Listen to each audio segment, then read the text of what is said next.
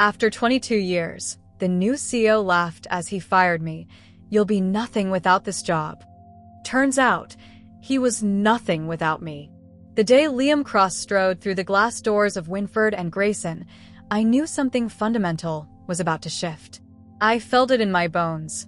The same bones that had carried the weight of this company's most precious secrets for 22 years. "Elena Bradford?" He extended his hand, his smile not quite reaching his eyes. "I've heard you're something of an institution around here." Institution. The word hung in the air between us, like an insult dressed in politeness. I'd been called many things over my 2 decades at W&G: reliable, discreet, invaluable, but never an institution, as if I were some dusty building rather than the invisible heartbeat keeping this place alive. "Welcome to Winford and Grayson, Mr. Cross," I replied, my handshake firm despite the unease crawling up my spine. "I look forward to showing you how we maintain our client relationships." He laughed, a short, sharp sound that ricocheted off the modern art adorning our lobby walls. "I'm sure there's plenty we can teach each other." But I already knew there wasn't. Men like Liam Cross didn't come to learn. They came to conquer. I returned to my office. Not the corner suite you might expect for someone of my tenure, but a deliberately modest space positioned strategically between the executive floor and the client meeting rooms. From here, I had orchestrated the invisible dance that kept our highest-profile clients returning year after year. The office held no family photos, no personal touches beyond a single silver teapot, a gift from Oliver Winford himself before his passing 3 years ago. "The teapot is like you, Elena," he had said, eyes crinkling at the corners. "Elegant, consistent, and far more valuable than people realize at first glance." Oliver had understood what his successor clearly didn't, that the true power of Winford and Grayson lay not in its sleek offices or impressive pitch decks, but in the delicate web of trust one had spent decades weaving. My computer pinged with a new meeting request: CEO orientation, legacy client overview. I accepted, though something told me Liam Cross had little interest in legacies of any kind. I opened my desk drawer and removed a small silver key. It unlocked the bottom drawer where I kept the encrypted external drive containing what Oliver and I had nicknamed the Legacy Vault, a detailed archive of our most elite clients, their preferences, their secrets, their true needs beyond what appeared in any official records. Information too sensitive for the company servers, too valuable to risk in a data breach. "For your eyes only, Elena," Oliver had insisted when he'd authorized this system 15 years ago. "Some relationships transcend corporate protocol." I ran my fingers over the drive, remembering the night Oliver had promoted me from his assistant to senior client relations director. It had been after I'd salvaged a potentially catastrophic situation with a high-profile technology CEO whose marriage was imploding just as he was preparing to take his company public. "Anyone can send flowers or arrange dinner reservations," Oliver had said. "What you understand is the true currency of our business: discretion, intuition, and loyalty. The day you walk out that door is the day this company loses its soul." I thought of those words now, as I prepared for my meeting with Liam. The company's soul. Such an old-fashioned concept in today's world of algorithms and analytics.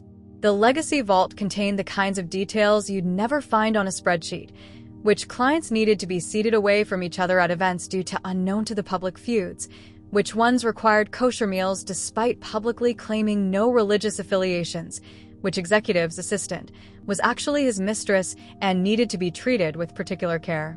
It held the dates of children's birthdays and private anniversaries, notes on family tragedies handled without publicity, and personal crises navigated with the utmost discretion.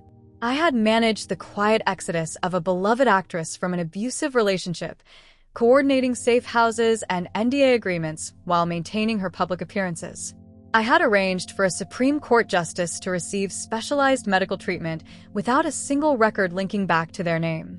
I had helped billionaires divorce without headlines and apologize without scandal.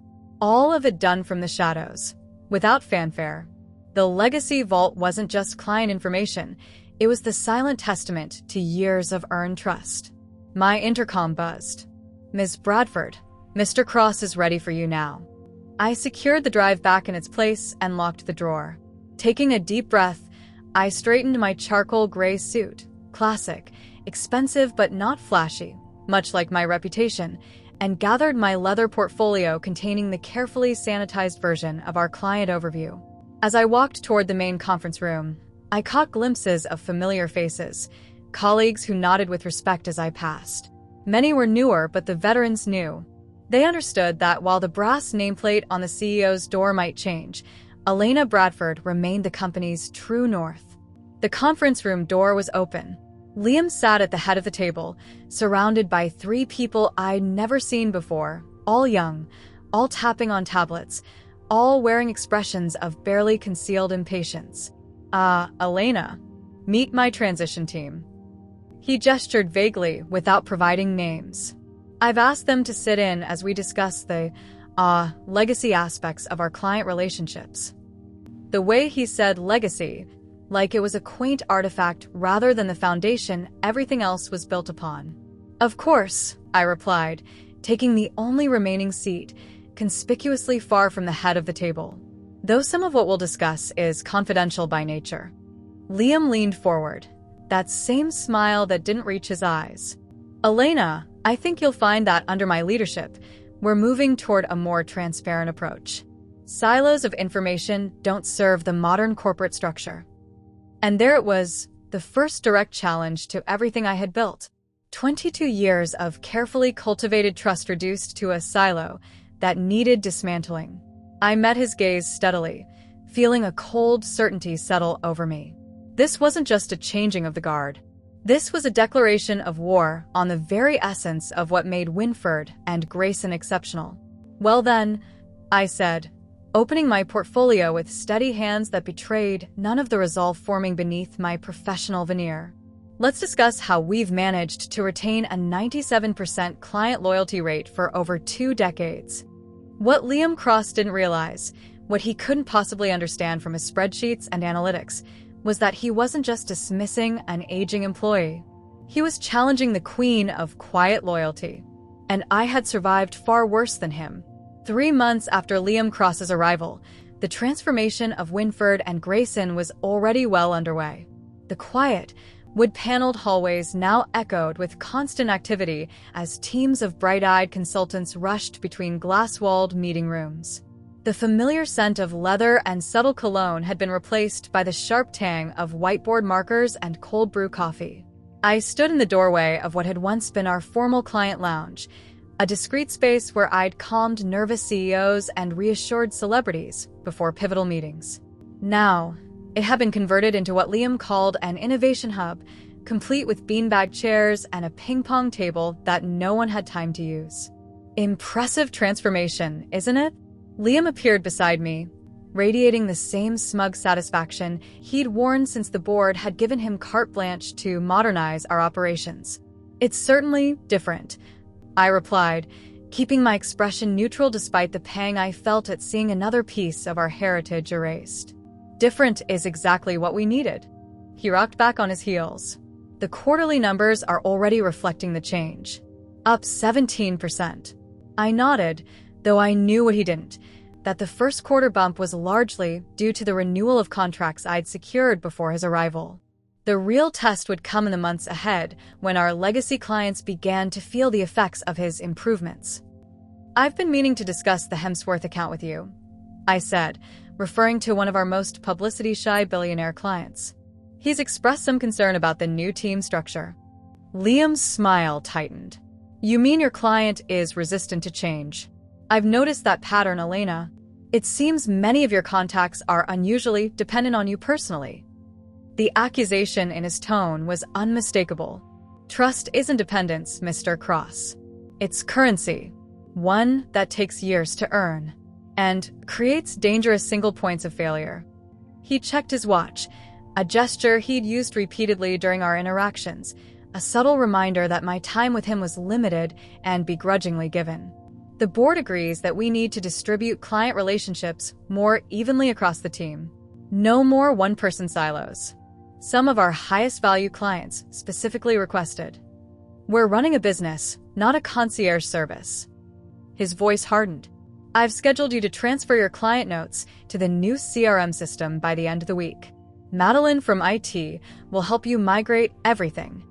Everything, including, presumably, the legacy vault, information that existed nowhere in the company's digital ecosystem by deliberate design. Some of our arrangements with clients include confidentiality clauses that would prohibit. Then we'll renegotiate those clauses. He cut me off with dismissive ease. This is non-negotiable, Elena.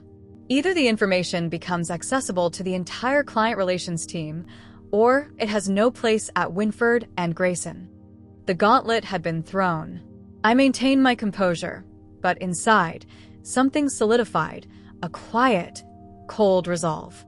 I'll review the contracts to determine what can be shared, I said, knowing full well that most of the truly valuable information wasn't documented in any contract. It existed in the trust between me and clients who had come to see me as their personal guardian angel within the corporate world. That evening, I stayed late, long after the new crop of eager associates had left for their happy hours and networking events. In the quiet of my office, I began methodically archiving personal copies of my notes and relationships logs, nothing proprietary to the firm, but the human details that made my service exceptional. The small kindnesses, preferences, and vulnerabilities that clients had entrusted to me alone. I also took steps to further encrypt the legacy vault, creating a layered security system that would make it virtually impossible for anyone else to access without my direct involvement. Not illegal, simply protective of the sacred trust I'd been given. The next morning, I arrived to find Madeline from IT already waiting at my office door, accompanied by one of Liam's young transition team members, Aiden or Jaden. I couldn't recall which. Mr. Cross asked us to get started right away, the young man said, his tone suggesting he expected resistance. Of course, I replied with a serenity that clearly surprised him. I've prepared notes on our standard client protocols. What I didn't mention was that I'd provided exactly what Liam had asked for, the standard, visible, contractual relationships.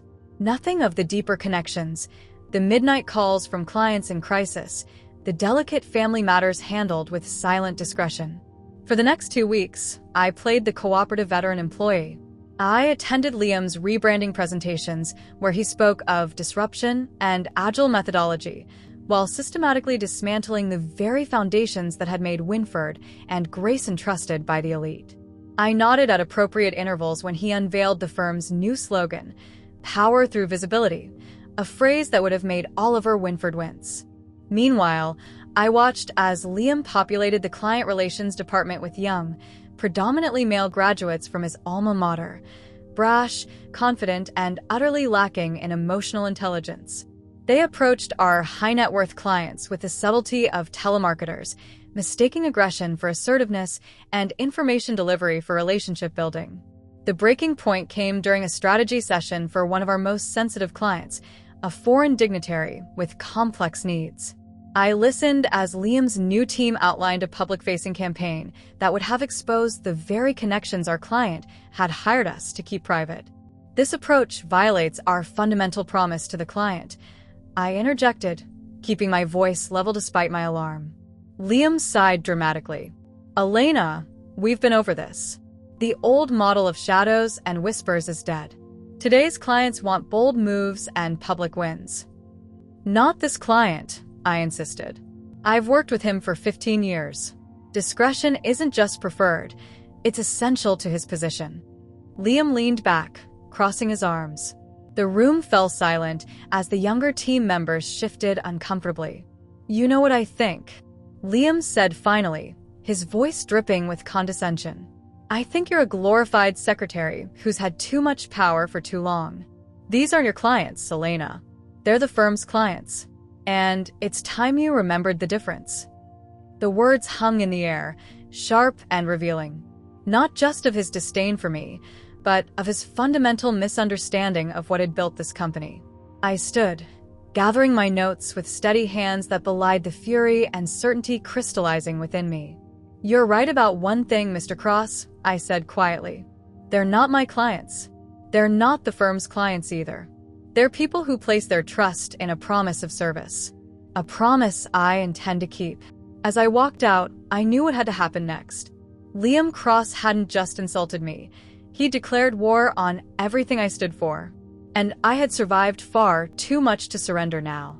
The quarterly executive meeting was scheduled for 9 a.m. sharp in the Grand Conference Room, a space that still retains some of Winford and Grayson's original character despite Liam's aggressive renovations. I arrived 15 minutes early, as was my custom, to find several board members already present, including Margaret Thornton, who had been with the firm almost as long as I had. Elena, she greeted me warmly, though I didn't miss the flicker of concern in her eyes. How are you holding up with all the changes? Adapting as needed, I replied with a measured smile. She leaned closer, lowering her voice. There are rumors about a major restructuring announcement today. Has Liam discussed anything with you?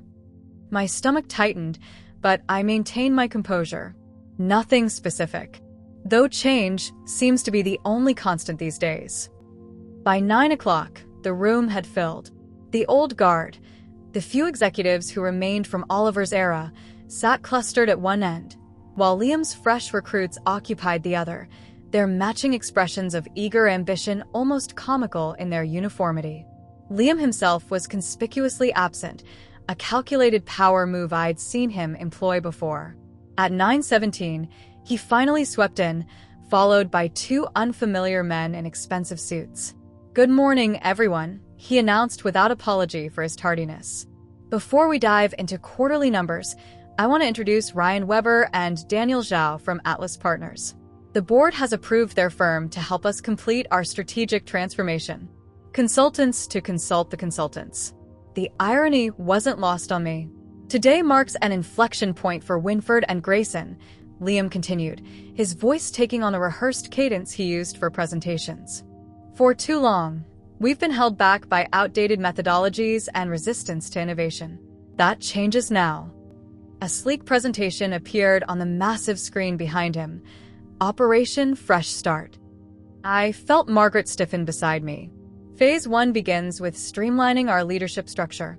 Effective immediately, we're flattening our hierarchy and introducing agile pods to replace traditional departments.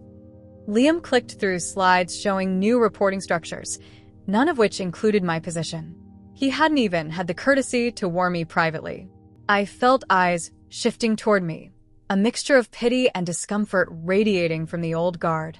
As part of this transition, Liam continued, his gaze finally landing on me with manufactured sympathy, we'll be saying goodbye to some colleagues who've been with us through our previous era. The room fell silent. I sat perfectly still, my hands folded on the polished table, face betraying nothing despite the humiliation burning through me. "Elena Bradford has been with Winford and Grayson for 22 years, Liam announced, as if delivering a eulogy. Her traditional approach to client relations represents a chapter in our history that we honor, even as we must turn the page." He smiled, that same hollow smile that never reached his eyes. "We'll be celebrating Elena's early retirement with a small reception next Friday. I'm sure you'll all join me in wishing her well as she enjoys her newfound free time." Early retirement. As if this had been my choice. As if at 53, I was some doddering relic ready for pasture. In the spirit of fresh thinking, I'm pleased to announce that client relations will now be handled by our new dynamic engagement team, led by Trevor Mason, formerly of Goldman Sachs. A young man at the far end of the table gave a confident nod. Trevor brings exactly the kind of shark mentality we need. Not relics of a gentler era, but hunters who know how to close. Liam's gaze flickered to me again, the insult unmistakable. I felt my phone buzz in my pocket. Once, twice, 3 times in quick succession. Even as Liam continued his presentation, my email access was being revoked, my keycard deactivated, my presence in the system erased. Standard protocol for executive terminations, but usually handled with a shred of dignity. "Elena, I believe HR has prepared your exit paperwork," Liam said, not even attempting to hide the satisfaction in his voice. "No need for you to sit through the rest of this." 2 decades of loyalty dismissed in less than 5 minutes. I rose slowly, gathering my leather portfolio, the only personal item I'd brought to the meeting, as if some part of me had anticipated this moment. "Thank you for the opportunity to serve Winford and Grayson all these years," I said, my voice steady despite the rage and humiliation coursing through me. I directed my words to the board members, deliberately excluding Liam. I wish the firm continued success. As I walked toward the door, head high despite feeling every eye in the room on my back, Liam couldn't resist one final barb. "Don't worry too much about the transition, everyone. Most of Elena's client relationships exist primarily on paper. Trevor's team will have them up to speed in no time." The door closed behind me, cutting off whatever response might have followed. In the empty hallway, I allowed myself a moment, just one, to close my eyes and breathe through the shock and fury. Then, with practiced composure, I walked to my office where Frank from security waited awkwardly, holding a cardboard box. "I'm sorry about this, Ms. Bradford," he murmured, genuine regret in his voice. "They've given you 30 minutes to collect personal items." I nodded, suddenly grateful for the foresight that had prompted me to gradually remove important personal effects over the past few weeks. What remained were just trappings: the teapot from Oliver, a few books, the crystal paperweight given to me on my 20th anniversary with the firm. As Frank stood uncomfortably in the doorway, I retrieved my purse from the bottom drawer, slipping the encrypted drive containing the legacy vault into an inner pocket. Not stealing, reclaiming. The vault had always been separate from company property, a parallel system of trust built on personal relationships rather than corporate assets. My phone buzzed again with a text from an unknown number. "This is Margaret. Call me when you're clear." This isn't right. I placed the last item in the box, a framed photo of Oliver Winford on the day he'd promoted me, and turned to Frank. "I'm ready." As we walked through the office, the younger employees averted their eyes, while veterans like Diane from accounting and James from legal offered small nods of solidarity.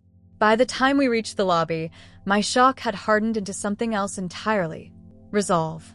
Liam thought he'd stripped me of everything that mattered. "You'll be nothing without this job," he'd said during our last one-on-one meeting when I'd questioned his approach to a particularly sensitive client. What he failed to understand was that the job had never been my power. The power lay in the trust I'd built, the confidences I'd kept, the promises I'd honored, none of which could be transferred via a slick PowerPoint presentation or company mandate. As the glass doors closed behind me, I didn't look back. Instead, I pulled out my phone and began to plan. The first week of unemployment passed in a blur of calculated moves. I rented a small office in a discreet building downtown, far enough from Winford and Grayson to avoid accidental encounters, yet close enough to maintain convenient access for the clients I suspected would come looking. I hired a lawyer, not one of the flashy types Liam would have chosen, but Evelyn Mercer, a razor-sharp veteran who specialized in executive contracts and corporate transitions. "They've offered a severance package," Evelyn noted, reviewing the documents that had arrived via courier the day after my dismissal. "Generous by standard metrics, but insultingly inadequate given your tenure. And heavily contingent on an enhanced non-compete clause," I added, having already examined every word. "They want to ensure I can't work with any of their clients for 3 years. Evelyn's eyebrow arched. "Which suggests they're more concerned about you than they're letting on." She tapped her pen against the contract. "The question is, what exactly do you want, Elena?" What did I want? Not revenge. That was too small a goal for the injury inflicted. Justice, perhaps. Or something closer to vindication. "I want to continue serving my clients the way they deserve," I said finally. "And I want Liam Cross to understand exactly what he destroyed." On day 10 of my early retirement, the first ripple appeared. Margaret called while I was setting up my new office, her voice low as if she feared being overheard. "Elena, something's happening with the Blackwood account. Trevor's team had their first meeting yesterday, and this morning Julian Blackwood's office canceled all future appointments. No explanation. Julian Blackwood's venture capital firm represented over $12 million in annual billings, a cornerstone client I'd managed personally since he was an unknown investor with more ambition than capital. That's unfortunate," I replied, keeping my tone neutral despite the vindication spreading through me. "It's not just Blackwood," Margaret continued. Serena Chen's assistant called requesting all her files be transferred immediately. And the Miyazaki Group has gone completely silent. Won't return calls, emails, nothing. I made appropriate sympathetic noises while a plan crystallized in my mind. Change is always challenging for clients, Margaret. I'm sure Liam's new team will find their footing. We both knew they wouldn't. By the end of week 3, the exodus was gaining momentum. I hadn't contacted a single client directly. I didn't need to. The vault had contained not just information but understanding, who could be approached by new faces and who required familiar ones, which relationships were with the firm and which had always been personal, which clients valued flash and which prized steadiness. My phone rang with increasing frequency. Former colleagues reporting chaos, clients' assistants just checking in, even board members making discreet inquiries about my well-being that thinly veiled their growing concern about client retention. On a rainy Tuesday morning, my private line rang, a number I'd shared with only a handful of our most exclusive clients. Elena Bradford. I answered, knowing exactly who would be on the other end. They told me you'd retired. The distinctive voice of Sophia Reynolds, legendary actress and fiercely private humanitarian, filled the line, which I knew was horseshit the moment I heard it. I smiled, picturing her frank expression. Let's call it an involuntary career evolution. Well, their loss is apparently significant. Sophia had never been one to mince words. I just sat through the most excruciating meeting with some child named Trevor who couldn't pronounce my foundation's name and knew nothing about our confidentiality protocols. I'm sorry to hear that, I said, genuine despite my satisfaction. Transitions can be difficult. Cut the diplomatic crap, Elena. Sophia laughed. You built that client list brick by brick. What are you really up to now? The question hung in the air, an invitation and a test. I could maintain the facade of the gracious former employee, or I could acknowledge the truth we both recognized. I'm considering a more selective approach to client services, I admitted. Something boutique, focusing on the kind of personalized attention that seems to be going out of style.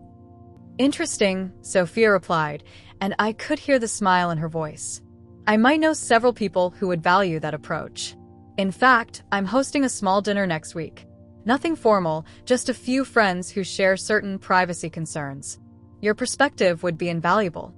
Translation: Sophia was offering to introduce me to her inner circle, fellow celebrities, business leaders, and public figures who prioritize discretion above all else.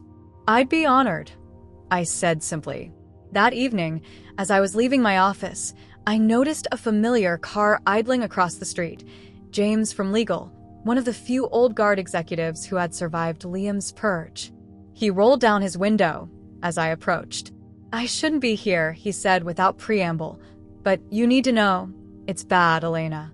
Liam's called emergency meetings every day this week. The Q2 projections are in free fall. I'm sorry to hear that, I replied, the same diplomatic response I'd given Sophia, though with less genuine sentiment. It's worse than the numbers show, James continued, glancing around nervously.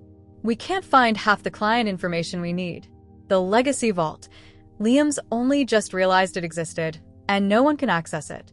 The encryption is beyond our IT department's capabilities. I maintained a neutral expression despite the satisfaction coursing through me. That sounds challenging. James leaned closer. The Miyazaki account alone was worth $20 million annually. They've gone completely dark. And rumor has it Sophia Reynolds just publicly criticized our new approach at some industry event. This was news to me. Clearly, Sophia had wasted no time signaling her displeasure to the wider community. The board is asking questions, James finished. Serious ones. About why so many elite clients are suddenly unreachable. I offered him a sympathetic nod. Change is difficult for everyone. As James drove away, I checked my phone to find 17 new messages, 3 from former colleagues, 4 from clients' executive assistants just touching base, and most tellingly, 1 from Trevor Mason himself, with the subject line, Urgent, Client Transition Support. I deleted it without reading further. The quiet collapse had begun, faster and more dramatically than even I had anticipated. That night, I organized my new office, arranging the few mementos I'd taken from Winford and Grayson. The silver teapot from Oliver, the crystal paperweight, and now, centered on my new desk, a small framed quote I had made that morning. Trust cannot be delegated, demanded, or transferred. It can only be earned. And Liam Cross was about to learn exactly how much that truth would cost him. The invitation to Sophia's dinner arrived on cream-colored stationery, old-fashioned, elegant, and deliberately analog. So, different from the digital meeting requests that now dominated corporate culture. I smiled at the subtle message it conveyed. Some things are too important to entrust to the cloud. Sophia's Malibu home was a study in understated luxury, security disguised as architecture, privacy masquerading as design choices. As I was escorted through the garden to a sheltered terrace overlooking the Pacific, I counted 12 guests already assembled. I recognized most of them immediately. The tech billionaire whose confidential divorce I'd orchestrated, the media mogul whose substance abuse recovery I'd kept out of the press, the power couple whose family crisis I'd helped navigate without a single headline. "There she is," Sophia called, gliding toward me in a simple black dress that probably cost more than my car. "The woman who knows where all the bodies are buried." Nervous laughter rippled through the group, the kind that acknowledges an uncomfortable truth. "Elena specializes in making sure there are no bodies to find in the first place," countered Julian Blackwood, raising his glass in my direction. "Which is why we've all missed her these past few weeks." The evening unfolded with deliberate casualness, but I wasn't deceived. This was no mere social gathering, it was an audition. These people, who collectively controlled billions in wealth and immeasurable cultural influence, were evaluating me outside the protective shell of Winford and Grayson. As dessert was served, Sophia clinked her glass. "I think we've made Elena wait long enough. We all know why we're really here." She turned to me, her expression serious. "Every person at this table has called me in the past month, asking the same question. What happened to Elena Bradford? And where can we find her now?"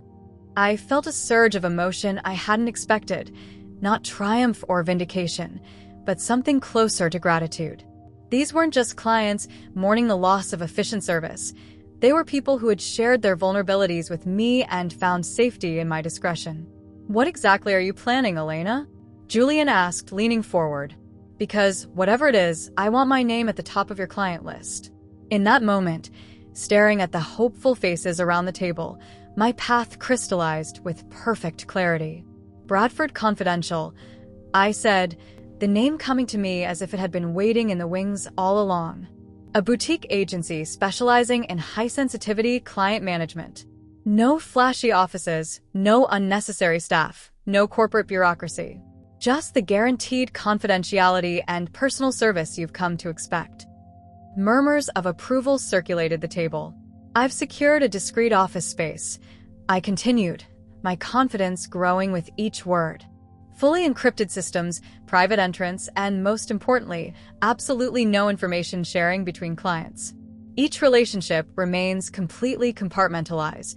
Sounds exactly like what the new regime at Winford and Grayson called outdated methodology, remarked the tech billionaire with a sardonic smile.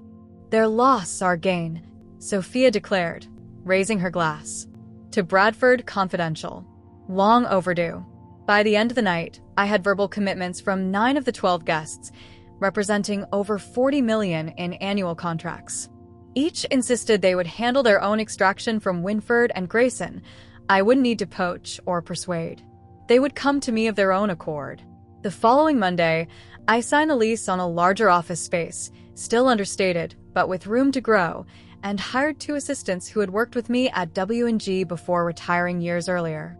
People who understood the old way of doing business, who valued discretion over drama. As Bradford Confidential took shape, news from Winford and Grayson grew increasingly dire. Margaret's calls came more frequently, her voice more strained with each update. "The board called an emergency session yesterday," she reported 6 weeks after my departure. "Liam presented a client retention plan that was basically a desperate attempt to recreate your system. Too little, too late." I listened, feeling neither joy nor sorrow, but a calm certainty that justice was unfolding exactly as it should. The Miyazaki Group officially terminated their contract this morning, Margaret continued. That's 22 million gone. And Sophia Reynolds gave an interview where she mentioned finding a more suitable arrangement with a boutique agency that actually understands privacy. She didn't name you, but everyone will know who she meant. I finished. 3 days later, James from legal appeared at my new office, his expression a mixture of embarrassment and desperation. Liam sent me, he admitted, sinking into the chair across from my desk. Off the record, of course. He's in trouble, Elena. The board is talking about a vote of no confidence. I waited, saying nothing, forcing him to fill the silence. The firm's lost 40% of its premium clients in 2 months. The legacy vault is still inaccessible, and Trevor's team is floundering. They're great at presentations, but terrible at actually serving clients. I nodded, keeping my expression neutral. That sounds challenging. James looked pained. Liam is asking, no, begging for your help. Consultancy basis, name your price. Just help him stabilize the client exodus. The irony was almost too perfect. The man who had called me a glorified secretary now desperately needed the relationships I'd built. The man who had publicly humiliated me now sent emissaries to beg for rescue. I'm afraid my schedule is quite full with Bradford Confidential, I replied, enjoying the flicker of recognition in James's eyes at the name. We're actually in expansion mode. Perhaps in a few months. There won't be a Winford and Grayson in a few months at this rate, James interrupted, his professional composure cracking. Elena, I know what Liam did was unforgivable, but there are still good people at the firm. People who respected you. People who are watching their careers implode because of one man's arrogance. His plea touched me, not enough to save Liam, but enough to consider the collateral damage. The administrative staff. The junior associates. The old guard who had always treated me with respect. I can't help Liam, I said finally, but I am selectively expanding Bradford Confidential. I may have positions for those who understand the true value of client relationships. James exhaled slowly, recognizing both the refusal and the lifeline embedded in my response. As he left, my phone lit up with a text from Sophia. For more friends want to meet you. Dinner Thursday? P.S. Heard WNG stock dropped 15% today. Couldn't happen to a nicer CEO. I smiled, placing my phone beside the silver teapot, a reminder of where I'd come from and where I was going.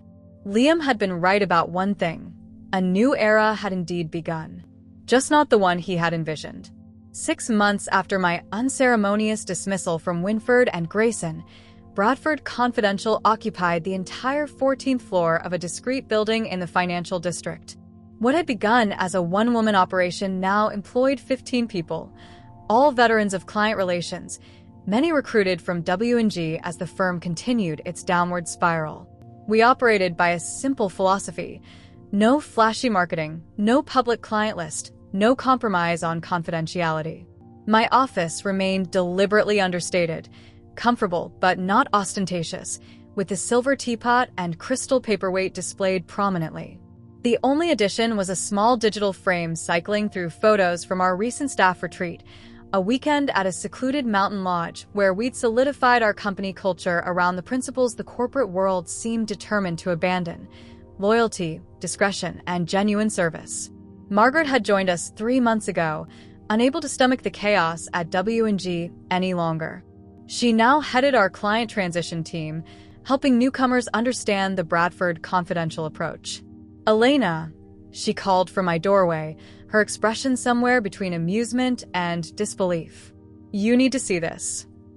She handed me her tablet, open to the Wall Street Journal's business section. Winford and Grayson board announces CEO transition. Share price jumps 7%. The accompanying photo showed Liam Cross leaving the firm's headquarters, his expression grim as he dodged reporters' questions. The article detailed the strategic leadership change following unexpected client retention challenges and failure to execute on modernization initiatives, corporate speak for a spectacular flameout. Apparently, the board meeting lasted until midnight. Margaret added with barely concealed satisfaction. 3 consecutive quarters of declining revenue was the final straw. I nodded, feeling not the vindictive joy I might have expected months ago, but something more complex, a quiet sense of cosmic balance restored. "Who's taking over?" I asked, scanning the article. "An interim committee while they search for a permanent replacement. Word is they're considering someone with a more relationship-focused approach." She emphasized the phrase with ironic precision, clearly the board's new buzzwords. I returned the tablet, about to respond when my private line rang, a number I didn't recognize. "Elena Bradford," I answered. A pause then. "It's Liam. Liam Cross." The voice that had once dripped with condescension now sounded hollowed out, deflated. I signaled to Margaret, who nodded and closed my office door as she left. "Mr. Cross," I acknowledged, keeping my tone professionally neutral. "I heard the news. I'm sorry things didn't work out as you planned." Another pause. He was likely gauging whether my sympathy was genuine or mocking. It was neither, simply a statement of fact. "The board's scapegoating me," he said finally, a familiar defensiveness creeping into his voice. "They approved every change I implemented. They wanted disruption until it actually disrupted things." I remained silent, letting him fill the conversational void. "Look, I'll be direct. I need your help, Elena." The words seemed physically painful for him to utter. The legacy vault. Without it, half the firm's highest value relationships are essentially lost. The board's making my severance contingent on a successful handover, but I can't hand over what I can access. There it was, the reason for this unexpected call. Not contrition, not recognition of his catastrophic misjudgment, but pure self-interest. "That's a difficult position," I observed, offering neither assistance nor refusal. "I'm prepared to compensate you personally for consultation," he continued, mistaking my neutrality for negotiation. "Whatever you think is fair. I just need the encryption key, or whatever system you used." I thought of the legacy vault, safely migrated now to Bradford Confidential secure servers. Not the raw data, which would have been unethical to take, but the framework, the relationship architecture I'd built over decades. "The vault was always a personal system, Mr. Cross," I explained quietly. "It wasn't company property in the conventional sense. It was a methodology built on trust." "I understand that now," he rushed to say, though we both knew he didn't, not really. "I made a mistake in how I approached the transition. I should have recognized the value of your approach." Still no apology for the public humiliation, for a glorified secretary, for the systematic dismantling of everything I'd built. Just tactical backpedaling from a man facing consequences. "I appreciate that recognition," I said, my voice softening not with forgiveness, but with the confidence of someone who no longer needed validation from him or anyone. "But I'm afraid I can't help you with access. The vault was built for those who understood its purpose." "Elena, please." Desperation replaced negotiation. "I'm meeting with the board tomorrow for final exit terms. Without some way to transfer those client relationships." "The relationships were never transferable," I interrupted gently. "That was what you never understood. They weren't assets to be allocated or redistributed. They were bonds of trust, built one conversation, one crisis, one confidence at a time." Silence stretched between us. When he spoke again, his voice had lost its desperate edge, replaced by something that approached genuine curiosity. "How did you do it? Build a system so essential, yet so personally dependent?" For the first time, he was asking the right question. Too late, but right nonetheless. I treated people like people, not data points. I remembered that behind every account number was a human being with fears, hopes, and secrets. I ran my fingers over the silver teapot as I spoke. The vault wasn't about information. It was about protection. The line remained quiet for so long I wondered if he'd hung up. "I really misjudged everything, didn't I?" he said finally, the admission clearly costing him. "Yes," I replied simply. "You did." After we disconnected, I sat for a moment, reflecting on the symmetry of our situations, how completely our positions had reversed in half a year. Then I made a decision. I withdrew a small flash drive from my desk, one I'd prepared weeks ago in anticipation of this eventual conversation. On it was a simplified interface resembling the Legacy Vault, empty of actual data, but showing the intricate architecture of relationships, categories, and protocols I developed. And, of course, a password prompt that would deny any attempt at access. I called my assistant, requesting a courier service, and enclosed a simple note with a drive. Access denied. Not cruel, not petty, simply the truth. Some vaults remained closed not because their keys were lost, but because their contents belonged to a different kind of currency, one that couldn't be acquired through corporate takeovers or power plays.